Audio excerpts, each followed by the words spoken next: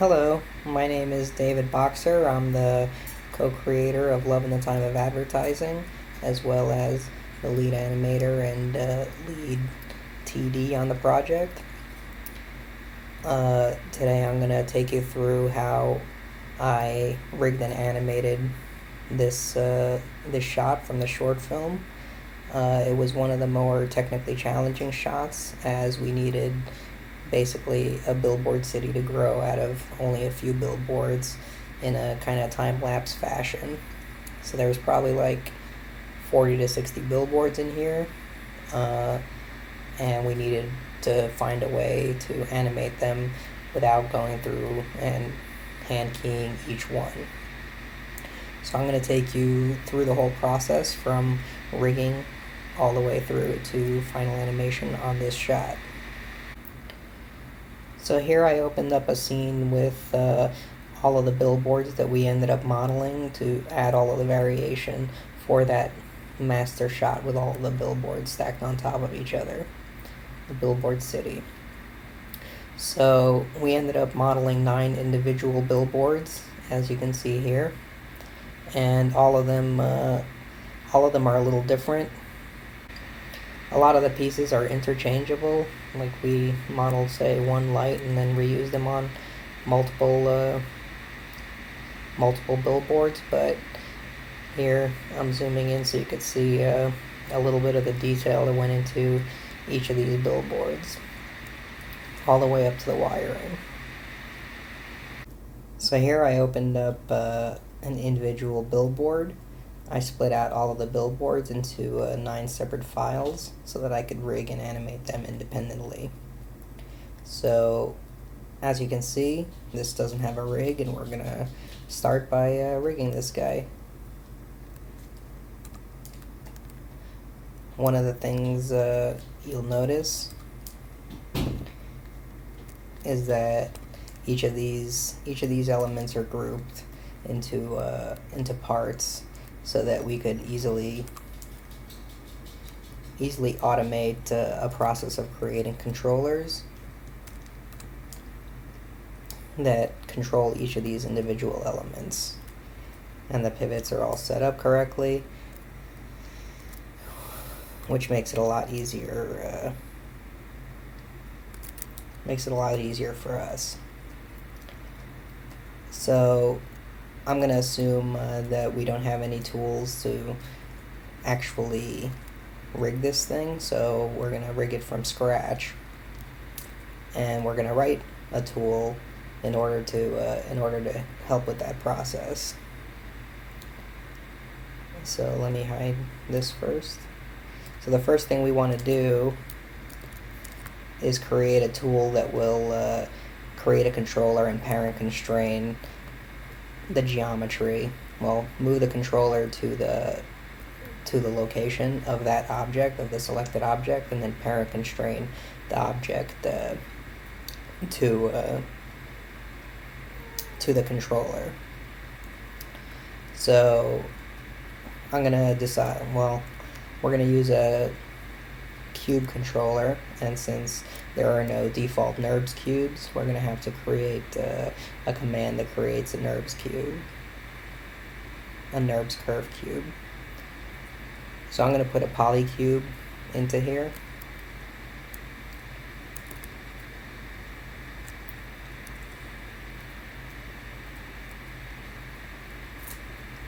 And this will give us the vertices that we need to create this controller.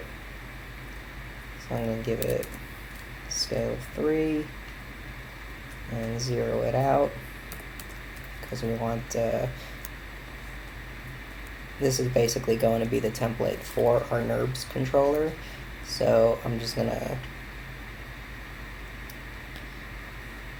scale it and move it to where I want the Nurbs controller to be by default.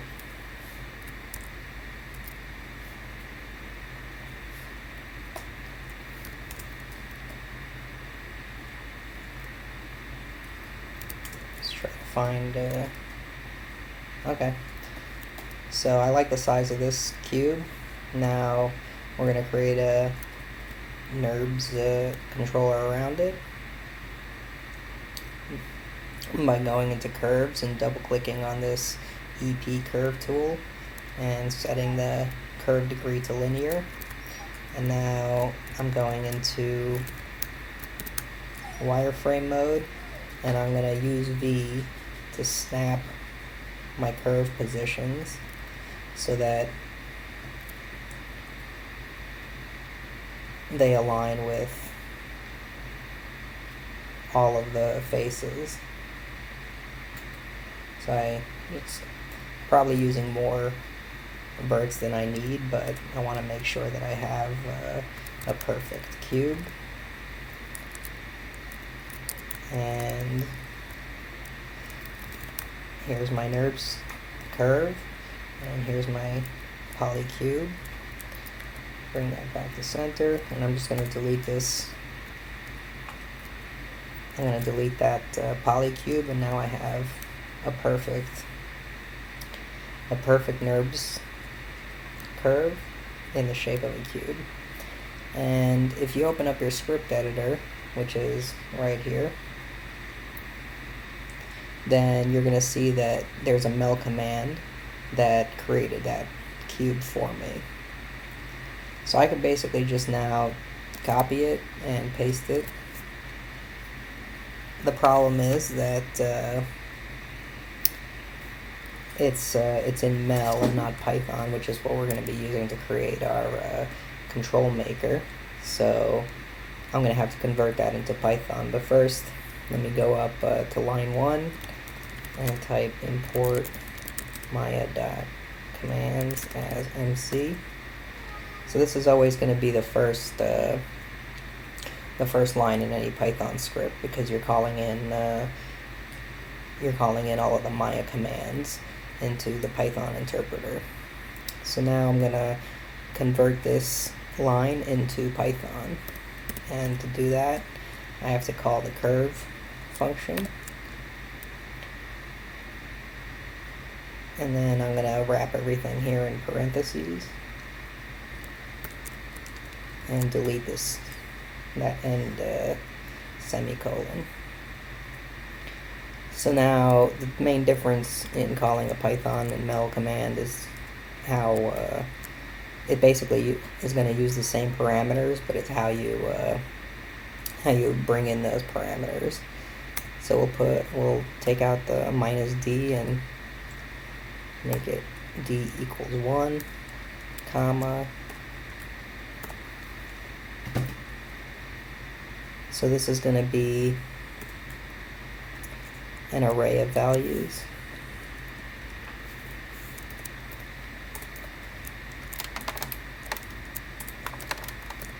So I'm going to go through each of these and convert them into the array.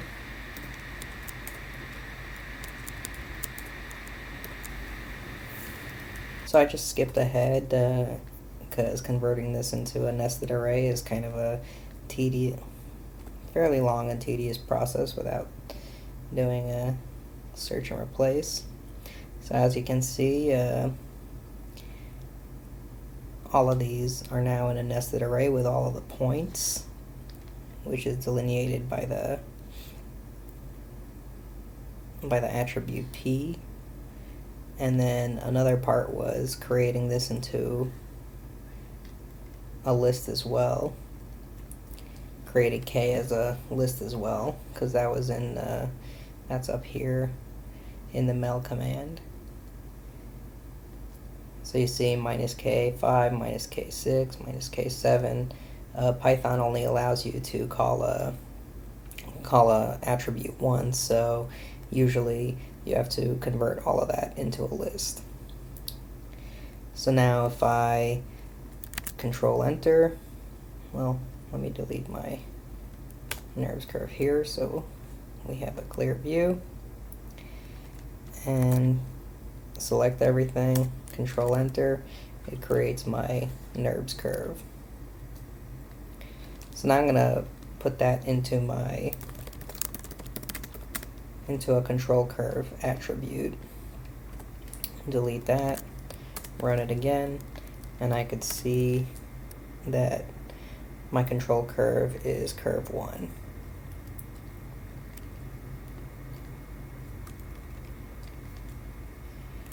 So now what I want to do is create a group.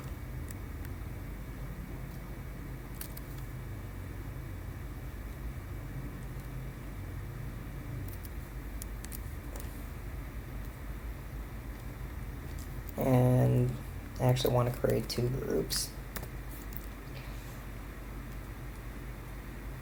So this is going to be the basis for my control.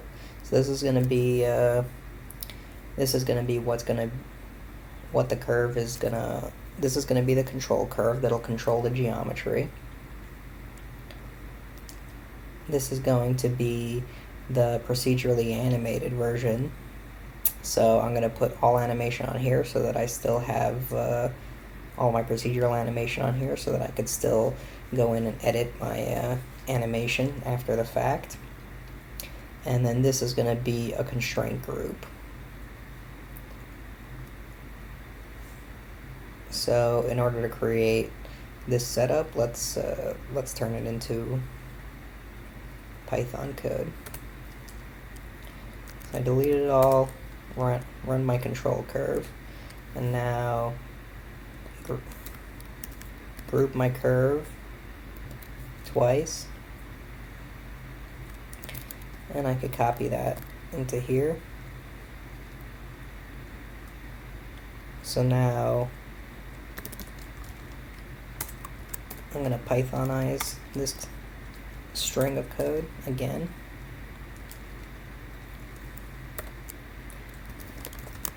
I want to make sure that I'm grouping just the control curve. So MC group control curve, and I'm going to name this group anim group.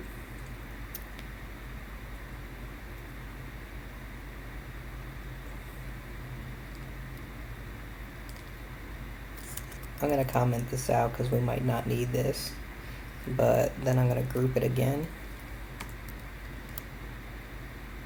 We might not need this, by the way, because this basically centers the pivot to the origin, and since we have our Nurbs curve at the origin, the pivot might already be centered there.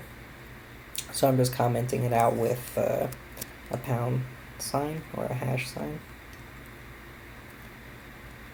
And then my constraint group, and I am grouping just the anim group here. Now I could get rid of this and see what happens when we run this. So now we have our two groups.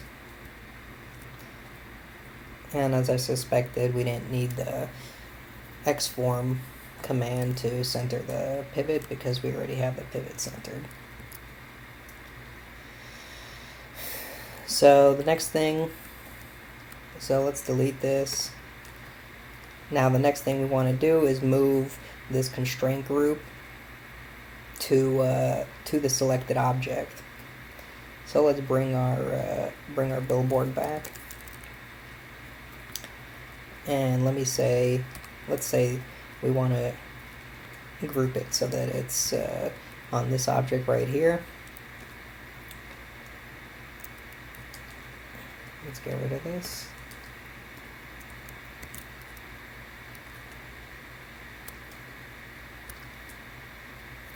You know, and while we're at it, why don't we just like take the name of the selected object and use it to create the controller and all of the groups for it. So first we're going to need to get our selection. So we're going to put it into the cell variable, and the command to list selection is ls sl equals true. So if I just run this on its own, it's going to give me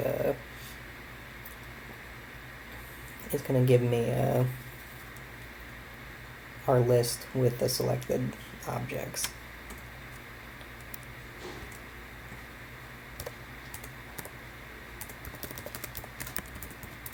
So since it gives me a list, I only want to get the first selected object here, because if you select multiple objects, this command will give you a list of 2, and it's going to confuse the naming. So I'm going to just get the first selected object and put it into our object variable. And now I'm going to use that as the name.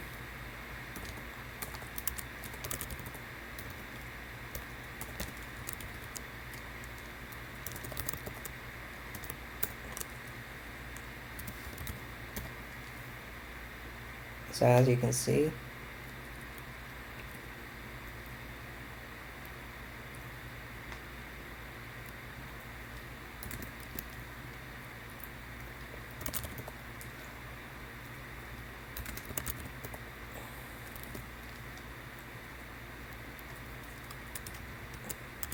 this will be our secondary control, and this will be our constraint group.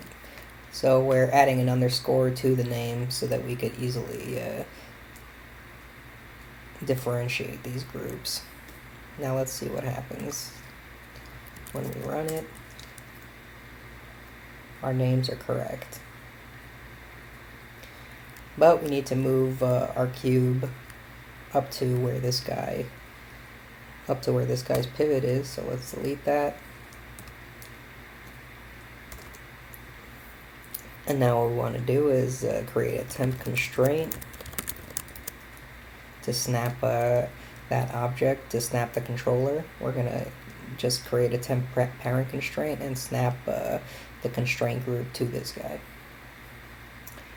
So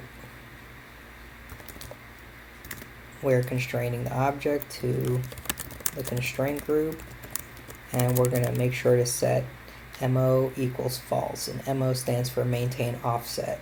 So if you set MO as true, it's going to remain in the center but still be parent constrained. But what we want to do is move it all the way up here. So our temp constraint is actually our attribute, and then we're going to run the parent constraint command.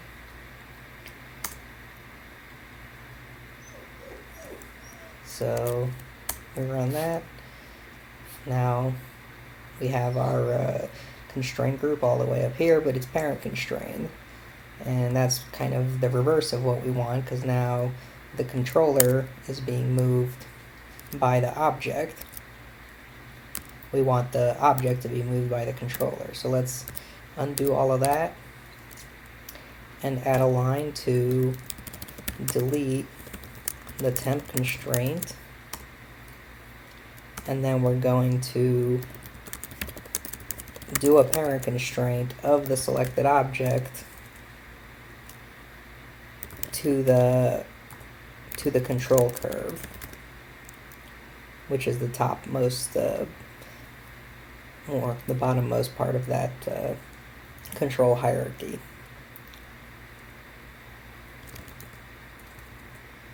And object, and in this case we're going to set maintain offset to true, because we don't want to move we don't want to move this geometry. So now if I run my code, it creates a little controller for my object.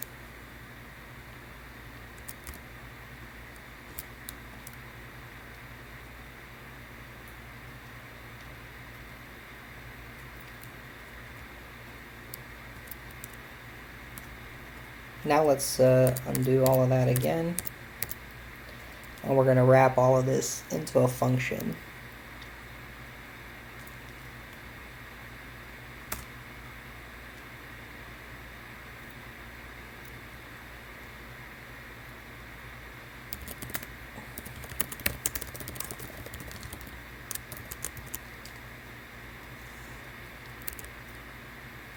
So we could always just call this with the create cube controller command now.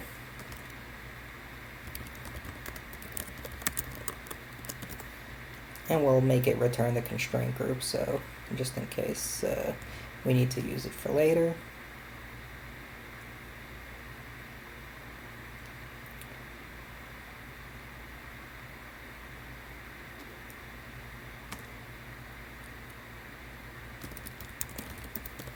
And at the end, we'll do a little bit of cleanup so that it just selects the previously selected objects instead of changing selection. So now if you run all of this, nothing happens because all of our code is wrapped in a function, and we're just gonna run this function at the end. We could even run it in a new Python tab.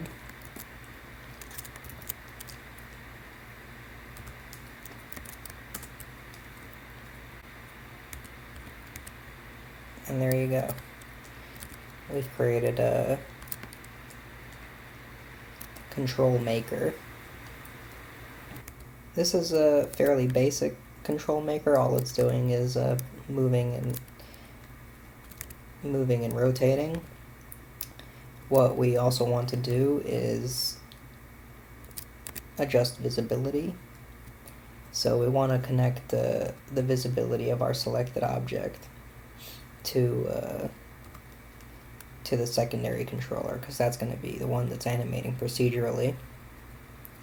So I'm going to delete my controller here, and it deleted the parent constraint. I'm going to go back into the create cube controller code, and I'm going to add the functionality to attach visibility.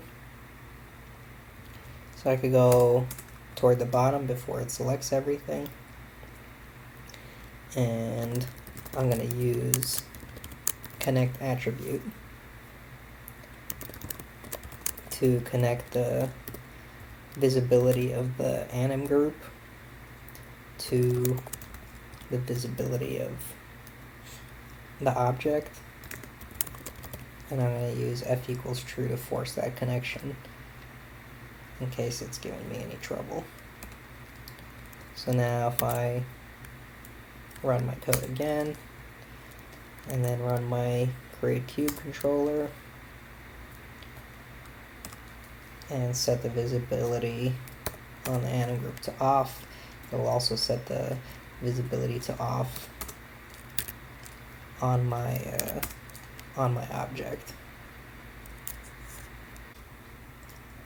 Now that we have a control maker that is giving us the functionality that we're going to need, let's add controls to all of these other objects and then parent them in such a way that it makes sense. So I'm just selecting the groups here and creating my controller.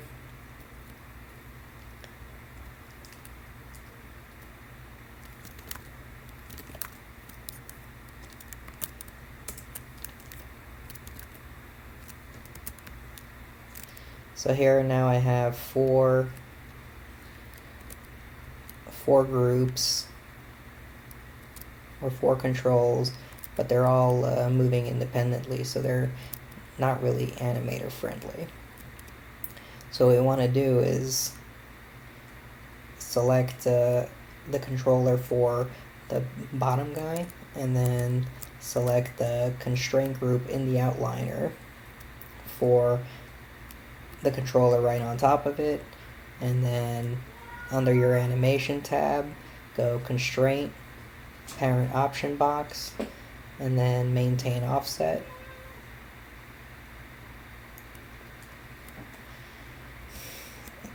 And then we'll do the same for the second one to the third one here.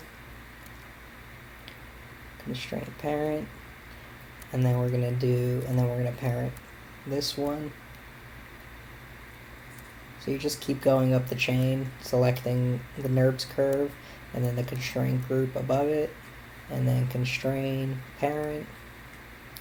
And now, if I move the bottom one, it moves the top of it moves everyone above it.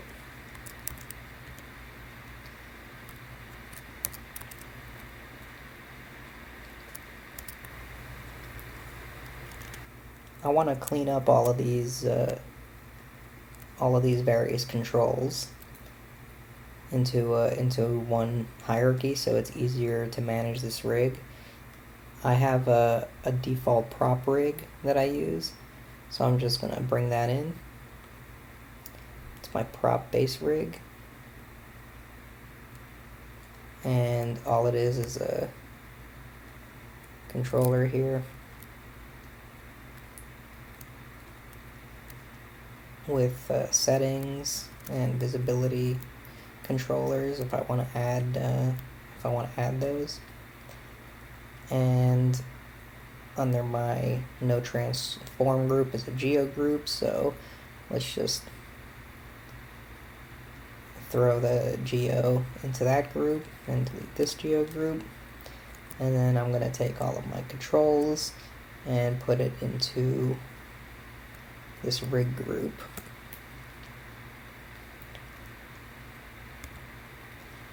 So now if I move this, it moves all of my controls.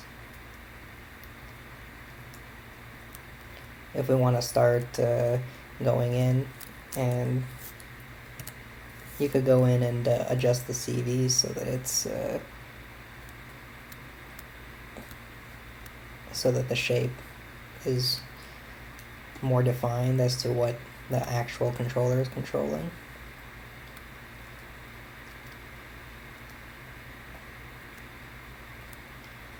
Let's get this one. It's hard to select one. That's going to be our main billboard.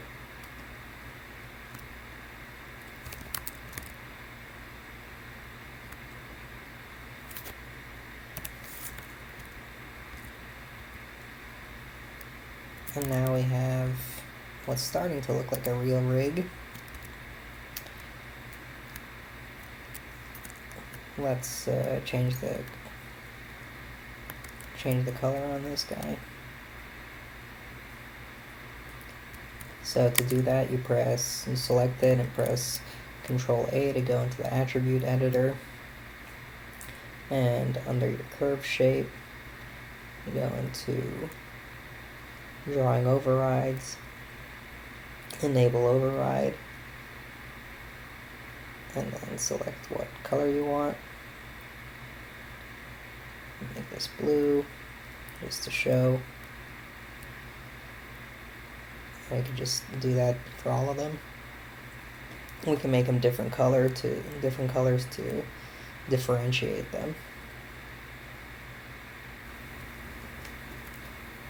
After doing basically exactly what I just showed you, here is the final rig that I ended up using.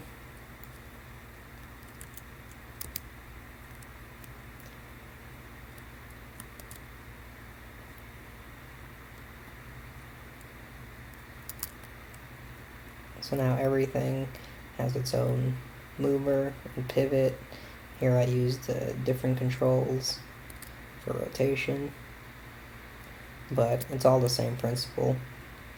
They're all just parent constraining controllers to the object.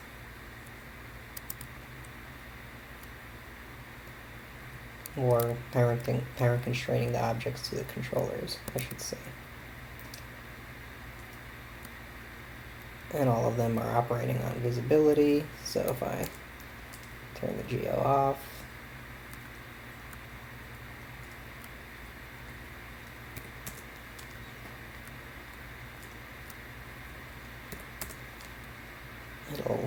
it'll hide the geometry just using a connection.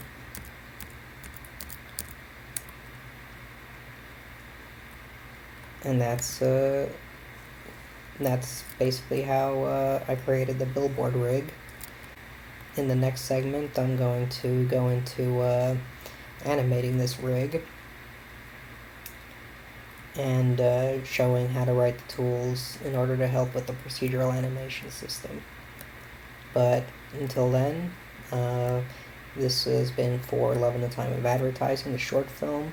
And if you like what you saw, please follow us on Facebook at facebook.com/Love in the Time of Advertising, or go to the website www.loveinthetimeofadvertising.com. Thank you.